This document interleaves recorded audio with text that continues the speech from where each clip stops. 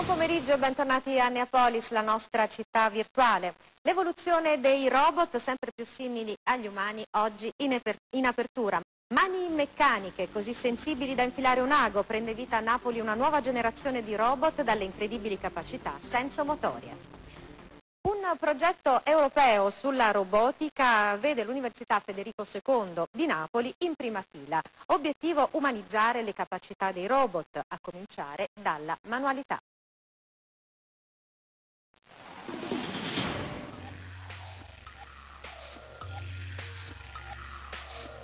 Questo che vedete qui è Agostino De Santis, dottorando alla Federico II di Napoli, che interagisce con Justin, uno dei robot più avanzati d'Europa.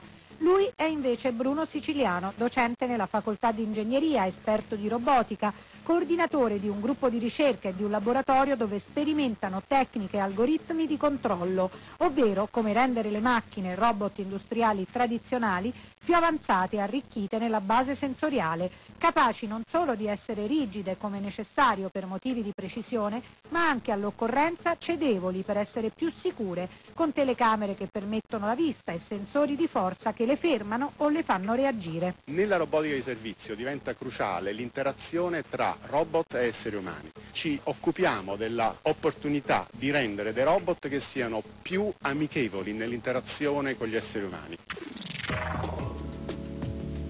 Tutta la robotica avanzata si concentra oggi e per il futuro ad incrementare le tecniche di apprendimento dei robot, a studiare l'interazione delle macchine con l'ambiente e con l'uomo in sicurezza.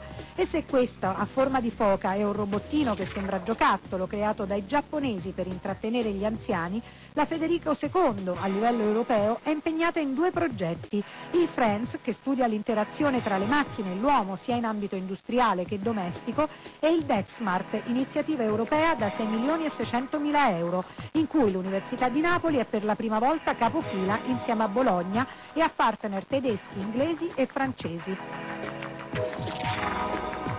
Un lavoro tutto dedicato allo studio della manipolazione bimanuale, in parole semplici a perfezionare capacità sensomotorie, la forma e i movimenti delle mani di un robot, con l'obiettivo ambizioso di arrivare a tale destrezza quasi umana da poter far infilare dalle dita artificiali del filo in un ago.